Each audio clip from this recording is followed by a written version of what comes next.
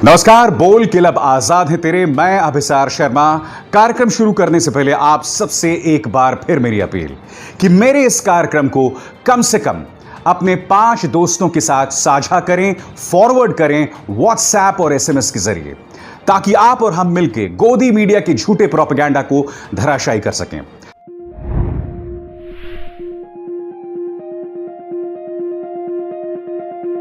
और आज जो मुद्दा मैं आपके सामने लेकर आया हूं ना, उस पर गौर कीजिएगा। आखिर क्या वजह है कि जब भारतीय जनता पार्टी के नेताओं की बात हो, उनके चाटुकारों की बात हो, उनके समर्थकों की बात हो, वो लोग हमारे देश के बारे में, हमारे देश की सेना के बारे में चाहे जितना भी अनाप शनाप बक दे, मीडिया उस पर कभी डिबेट नहीं करता, उस पर कभी भी एफआईआर दर्ज नहीं होती। और मैं क्यों कह रहा हूं, इस पर गौर कीजिएगा। आपकी स्क्रीन पर यह है कंगना रनावत, जो कि बॉलीवुड एक्ट्रेस हैं, मगर आजकल जो इनकी पहचान यह है कि ये भारतीय जनता पार्टी की कट्टर समर्थक हैं और प्रधानमंत्री नरेंद्र मोदी की भी भक्त हैं, जिसमें कोई गलत बात नहीं है। मगर मुद्दा वो नहीं है। उन्होंने क्या कहा, मैं आपकी स्क्रीन पर दिखाना चाहता हूं।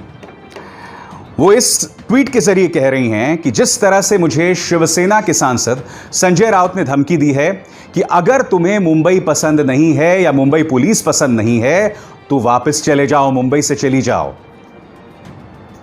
इससे यह लग रहा है जिस तरह से मुझे धमकी दी जा रही कि मुंबई पाकिस्तान के कब्जे वाला कश्मीर जैसा बन गया है, या कम से कम मुझे ऐसा आभास हो रहा है। कंगना रनावत ने पाकिस्तान के कब्जे वाले कश्मीर के साथ मुंबई की तुलना कर डाली। यह अपने आप में अप्रत्याशित है।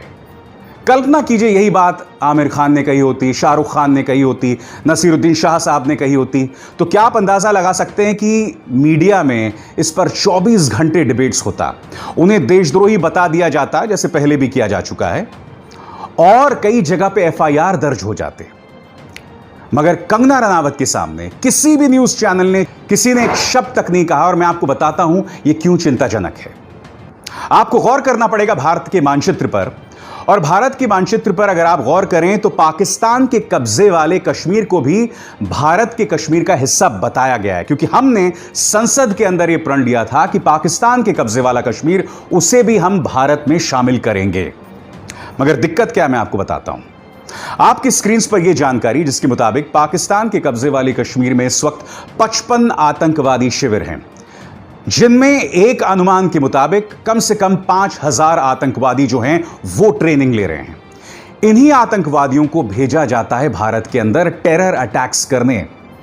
कंगना रनावत ने इस पाकिस्तान ऑक्यूपाइड कश्मीर के साथ मुंबई की तुलना कर डाली है। इस पाकिस्तान ऑक्यूपाइड कश्मीर के साथ हमारे मुंबई पुलिस की तुलना कर डाली है। और जब कंगना रनावत को यह याद दिलाया गया कि कल्पना कीजिए कंगना, अगर यही बात आमिर खान ने कही होती तब आप क्या करती, तो इसके जवाब में कंगना ने क्या कहा आपकी स्क्रीन पर।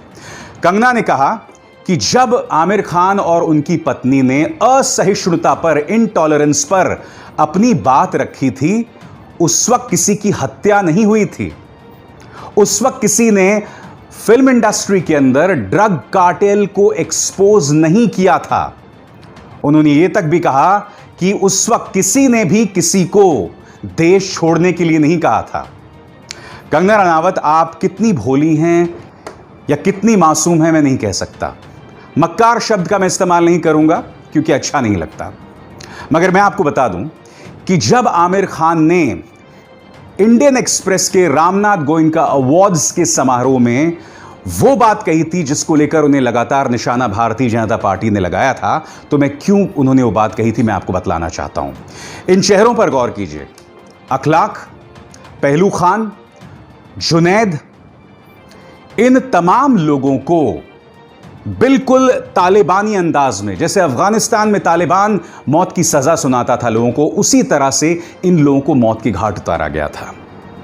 जी हां, न सिर्फ इन्हें मौत के घाट उतार दिया गया था, बल्कि इन्हें इंसाफ आज तक नहीं मिला है और इनकी हत्या करने वाले खुले छूट गए। चलिए, ये 3 मुसलमान थे। इस शख्स पर गौर कीजिए, इंस्पेक्टर सुबोध कुमार सिंह।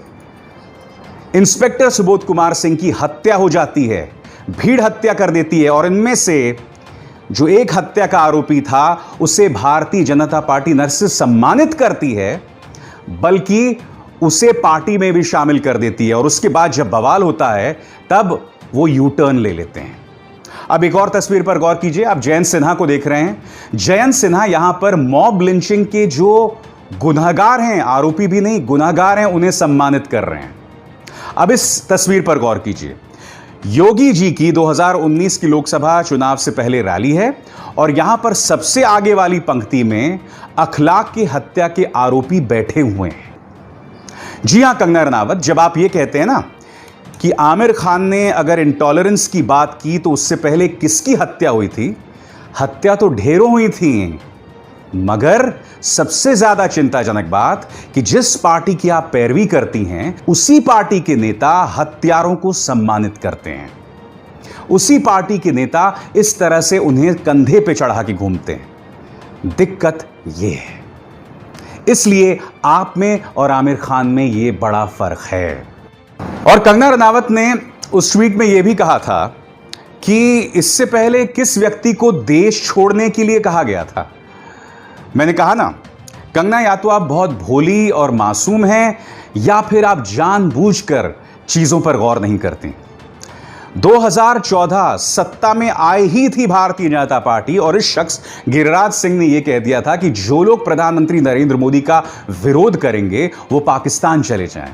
यही नहीं, पिछली बार 2015 में जब बिहार के चुनाव हो रहे थे तब उस वक्त बीजेपी के अध्यक्ष और मौजूदा गृह मंत्री अमित शाह ने यह कहा था कि अगर जीत कांग्रेस और आरजेडी और नीतीश कुमार की हुई तो पाकिस्तान में पटाखे फूटेंगे।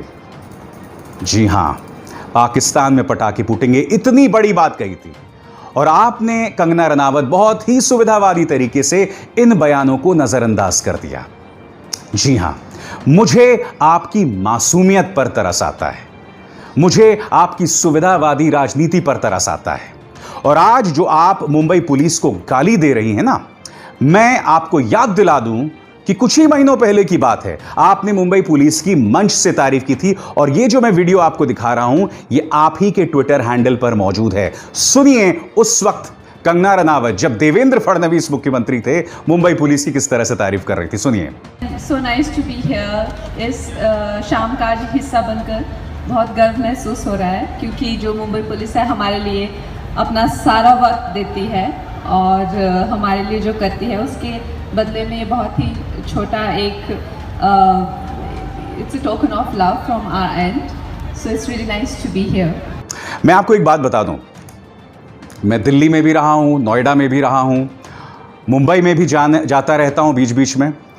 मैं एक बात स्पष्ट कर दूं, जब मुंबई पुलिस की आलोचना कंगना रनावत ने की थी और जिसके जवाब में संजय राउत ने कहा था कि अगर आपको मुंबई पुलिस पसंद नहीं है तो मुंबई छोड़ के चले आइए, मेरे हिसाब से गलत है और मैं आपको बताता हूं क्यों।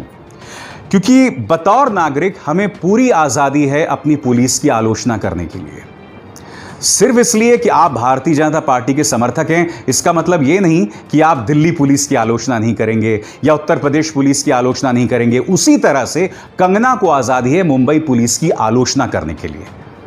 जी हां, उसी तरह से मुझे और हर शख्स को यह आजादी है जब वो देखता है कि जेएनयू में गुंडे अंदर गुंडाई कर रहे होते हैं, तोड़फोड़ कर रहे होते हैं और दिल्ली पुलिस हाथ पे हाथ धरे बैठी होती है, या फिर जामिया के अंदर खुद सीसीटीवी कैमरे तोड़ रही होती है दिल्ली पुलिस, छात्रों को तोड़ने के अलावा। हमें इस तरह की पुलिस की हरकतों की आलोचना करने का हक है। और बात यहां नहीं रुकती है। मुंबई पुलिस अगर कुछ गलत करे तो हम उसकी आलोचना करें, मगर आपको मैं एक तथ्य बताना चाहता हूं। मुंबई ही एकमात्र ऐसी जगह है जहां अकेली लड़की रात को 12 बजे घर लौट सकती है, रात को 3 बजे घर लौट सकती है। उसे अपनी जान को लेकर, अपनी इज्जत को लेकर कोई खतरा जो है नहीं लगता। मेरी ढेरों फ्रेंड्स हैं जो मुंबई में रहती हैं, जो मुंबई में रहा करती थी, अब वो नोएडा में हैं, अब वो दिल्ली में हैं, और वो मुझे दोनों शहरों का फर्क बताती हैं। ये खासियत है मुंबई की और इसका श्रेय दिया जाना चाहिए मुंबई पुलिस को। कंगना रनावत, अगर आज की तारीख में आप मुंबई पुलिस की आलोचना कर रही हैं तो उसके पीछे सिर्फ सियासत है और कुछ नहीं। और मैं आपको एक्सपोज कर चुका हूं, आपके दोहरे मापदंड को लेकर जो आपने मुंबई पुलिस के बारे में कहा था। आपको मैं एक्सपोज कर चुका हूं जब आपने कहा था कि जब आमिर खान ने इंटॉलरेंस की बात की थी तब किसकी हत्या हुई थी? जी हां, शहरों में बयार थी हत्याओं की, गाय के नाम पर, मॉब लिंचिंग के नाम पर। और यही नहीं, मॉब लिंचर्स को, हत्यारों को सम्मानित कर रहे थे वो पार्टी के नेता जिसकी आप पिट्ठू हैं, जिसके लिए आप लगातार मंच पर खड़ी हो जाती हैं। और मैं आपको बताना चाहता हूं, ये जो दोहरे मापदंड है ना, ये मुझे क्यों खटकता है, मैं आपको बताता हूं। आपकी स्क्रीन पर नसीरुद्दीन शाह साहब हैं। नसीर साहब ने सिर्फ इतना कहा था कि जब बुलंदशहर में इंस्पेक्टर सुबोध कुमार सिंह सुरक्षित नहीं हैं, तो मेरे बच्चे कैसे सुरक्षित होंगे। और मैं आपको बतलाना चाहता हूं कि जब ये घटना हुई थी तब उनकी आलोचना बाबा रामदेव ने की थी, अनुपम खेर ने की थी। अनुपम खेर ने यह तक कह दिया था कि भाई कितनी आज़ादी चाहिए, आप सेना को भी गाली दे सकते हैं, सबको गाली दे सकते हैं। और ये वही अनुपम खेर हैं, इनकी फिल्म आई थी द एक्सीडेंटल प्राइम मिनिस्टर। वैसे तो देशभक्ति की बहुत बड़ी बड़ी बातें करते हैं, मगर क्या आप जानते, जब इनकी फिल्म आई थी तब इन्होंने बाकायदा ट्वीट करके कहा था कि पाकिस्तान में यह फिल्म रिलीज हो रही है, आप बड़ी तादाद में जाकर यह फिल्म देखिए। तब इनकी देशभक्ति कहां जाती है? मैं स्पष्ट कर दूं, अगर आप पाकिस्तान के अंदर अपनी फिल्म का, अपने बुक का, अपने सीरियल का प्रचार कर रहे हैं तो इसमें देशद्रोह नहीं है, मगर मैं सिर्फ भारतीय जनता पार्टी के चाटुकारों की भाषा का इस्तेमाल कर रहा हूं यहां पर। अब मैं आपको बताता हूं कि ये जो अक्षय कुमार, ये जो अनुपम खेर नसीरुद्दीन शाह पे उंगली उठाते हैं, आमिर खान पे उंगली उठाते हैं, वो कितने गलत हैं और उनके किस कदर दोहरे मापदंड है। यही मुद्दा मैंने बोल के लब आजाद है तेरे में आज से कई महीनों पहले, साल से भी ऊपर उठाया था। सुनिए। मैं चाहूंगा कि आप अक्षय कुमार का टोरंटो में दिया गया यह बयान सुनिए। This is my home. Toronto is my home. After I retire from this industry, I'm going to come back here and stay here. तो क्या कह रहे हैं इसमें अक्षय कुमार? अक्षय कुमार ये कह रहे हैं कि जब मैं रिटायर हो जाऊंगा तो अपने सारे धन के साथ टोरंटो में सेटल हो जाऊंगा। मित्रों, कल्पना कीजिए यही बात आमिर खान या शाहरुख खान ने कही होती तो हम उनसे क्या कहते कि बेटा खाते भारत की हो और गाते टोरंटो की हो। तो जब अक्षय कुमार या ये लोग हमें देशभक्ति का संदेश देना, तो कम से कम आप उनके इस बयान को जरूर याद कर लें। अब हम रुख करते हैं उस शख्स की तरफ जिन्होंने बाकायदा नसीर साहब को कहा है कि तुम्हें और कितनी आजादी चाहिए। वेडनेसडे में ये दोनों एक साथ थे, यानी कि अनुपम खेर और नसीर साहब। और अनुपम खेर ये कहते हैं कि साहब इस देश में आप सेना प्रमुख को गाली दे सकते हैं, आप सेना पर पत्थर मार सकते हैं, तुम्हें और कितनी आजादी चाहिए। तो आज मैं आपके सामने एक फैक्ट रखने वाला हूं। क्या आप जानते हैं कि इन्हें पुणे स्थित film television institute of India का अध्यक्ष बनाया गया था और ये वहां पर 12 महीने भी नहीं रहे। 1974 के बाद सबसे कम इस पद पर रहने वाले अनुपम खेर हैं। मगर क्या आप जानते हैं इसकी वजह क्या है? इसकी वजह यह है कि अनुपम खेर साहब ने कहा कि अमेरिका में मेरे कुछ एक्टिंग असाइनमेंट्स हैं, लिहाजा मैं वहां पर रुक नहीं सकता, इसलिए मुझे अमेरिका जाना है। अब सोचिए, यही तर्क अगर नसीरुद्दीन शाह ने दिया होता कि मेरे अमेरिका में असाइनमेंट्स है, लिहाजा मैं FTII छोड़ के जा रहा हूं, तो उन्हें क्या क्या नहीं कहा जाता। मगर क्या इनको कुछ कहा जाता है? नहीं कहा जाता। कंगना रनावत, क्या आप जानती हैं आप में और आमिर खान में फर्क क्या है? जब आमिर खान ने अपनी पत्नी की चिंता, किरण राव जो कि एक हिंदू हैं, उनकी चिंता को जाहिर किया था एक सार्वजनिक मंच पर, तो उसके बाद भारतीय जनता पार्टी ने इस कदर उन्हें टारगेट किया था कि स्नैपडील के साथ उनका करार टूट गया था। और स्वर्गीय रक्षा मंत्री मनोहर पारिकर ने बाकायदा एक स्पीच में कहा था कि किस तरह से हमने आमिर खान के करार को स्नैपडील के साथ तोड़वा दिया था। भारतीय जनता पार्टी का IT सेल लगातार लगा हुआ था स्नैपडील को टारगेट करने में। और उस वक्त आमिर खान ने जो चिंता जाहिर की थी उन घटनाओं को लेकर की थी जिन घटनाओं से दुनिया भर में भारत की बदनामी हो रही थी। आमिर खान ने सिर्फ इतना कहा था। इसलिए जब आप ये तमाम बातें करती हैं ना, तो आपकी बात कतई हजम नहीं होती है। अब इस बयान पर गौर कीजिए। यहां पर उत्तर प्रदेश के मुख्यमंत्री योगी आदित्यनाथ ने आमिर खान के बारे में कहा था कि आमिर खान देश छोड़कर चले जाएं, उनके जाने के बाद देश की आबादी कम हो जाएगी। ये सांसद रह चुके हैं, मौजूदा मुख्यमंत्री हैं, मगर इस देश में एक व्यक्ति को संबोधित करने की जो गरिमा होती है ना, उससे कोसों दूर हैं हमारे माननीय मुख्यमंत्री योगी आदित्यनाथ जी। ये फर्क है। इस तरह से टारगेट किया जाता है आमिर खान को, नसीरुद्दीन शाह को। लिहाजा इस तरह की रुदाली आप कतई ना करें कि आपके साथ बुरा हो रहा है। एक तो मैं समझ नहीं पाता हूं इस बॉलीवुड रुदाली गैंग को। सत्ता आपकी है, आप चाहे जो मर्जी करें, मगर फिर भी आपका 24 घंटे रुदाली चलती रहती है। क्यों? क्या यह बतलाने का आप प्रयास करेंगे? दोस्तों, बहुत दुख होता है, इस वक्त देश एक आर्थिक ज्वार भाटा से गुजर रहा है। हम लोग एक आर्थिक ज्वालामुखी में दफन होते जा रहे हैं, मगर इसकी तरफ किसी का ध्यान नहीं है। जीडीपी रसातल में चली गई है, देश में नौकरियां न के बराबर हैं। लोगों की जहां नौकरियां लगी हुई हैं, उनकी सैलरीज कट रही हैं, उनके बच्चे हैं, मगर इसकी तरफ किसी का ध्यान नहीं जा रहा है। उल्टा या तो सुशांत सिंह राजपूत पर झूठी, जहरीली और घटिया खबरें चलाई जाती हैं, या फिर इस तरह से लोगों को मुद्दों से हटाया जाता है, या फिर टाइम्स नाउ की खबर देखिए, ये इनकी हर साल इस तरह की खबर आ जाती है और इस खबर के मुताबिक प्रधानमंत्री नरेंद्र मोदी की जान को खतरा है। मैं जानना चाहता हूं कि अगर आपकी खबर वाकई सच्ची है और गंभीर है, तो टाइम्स ऑफ इंडिया अखबार में यह खबर क्यों नहीं आई?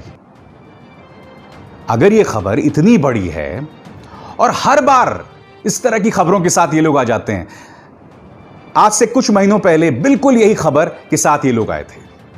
और मैं जानना चाहता हूं कि अगर ये बड़ी खबर है, तो हर अखबार या हर न्यूज चैनल पे क्यों नहीं चल रही है?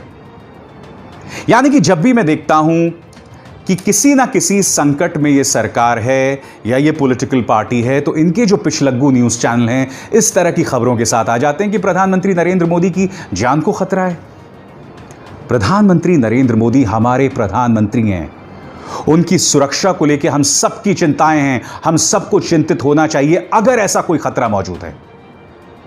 मगर हर बार ये न्यूज चैनल इस तरह की खबरें लेकर आते हैं जिसका कोई जमीन नहीं, जिसकी कोई आधार नहीं, जिस पर कोई आधिकारिक बयान नहीं। क्योंकि गृह मंत्रालय की तरफ से कोई आधिकारिक बयान होना चाहिए ना, नहीं होता। दिल्ली पुलिस की तरफ से, यूपी पुलिस की तरफ से कोई बयान होना चाहिए, सीबीआई की तरफ से कोई बयान होना चाहिए, नहीं होता है। तो हर बार मैं देखता हूं जैसे ही सरकार किसी ना किसी दबाव में होता है, यह खबर जो है अवतरित हो जाती है। मैं आपसे हाथ जोड़कर प्रार्थना कर रहा हूं कि इस रुदाली गैंग से बचिए, क्योंकि ये लोग अपने स्वार्थ के लिए न सिर्फ शहरों को टारगेट करें, हमारे सम्मानित शहरों को टारगेट करें। अगर मैं इन्हीं के शब्दों में बात करूं, महाराष्ट्र किसकी जन्मभूमि है, किसकी कर्मभूमि है? शिवाजी महाराज की। और मुंबई उसका दिल है, मुंबई उसकी राजधानी है। अगर किसी ऐसे अभिनेता ने, जो कि भारतीय जनता पार्टी का समर्थक ना होता, अगर उसने मुंबई की तुलना पाकिस्तान ऑक्युपाइड कश्मीर से कर दी होती, तो यहां पर तो शिवाजी की अस्मिता का सवाल पैदा हो जाता। मगर पूरी तरह से सन्नाटा पसरा हुआ है। तो अगली बार देश की अस्मिता की बात मत करना। तुम्हारे बयान खोखले हैं, तुम झूठे हो, और चाहे महाराज शिवाजी या देश के बारे में जो तुम चिंता जाहिर करते हो ना, उसकी कोई जमीन नहीं है। सिर्फ इससे जुड़ा हुआ है तुम्हारा राजनीतिक स्वार्थ और उसके अलावा कुछ नहीं। खैर, बोल के लब आजाद हैं, तेरे में बस इतना ही। अभिसार शर्मा को दीजिए इजाजत। नमस्कार।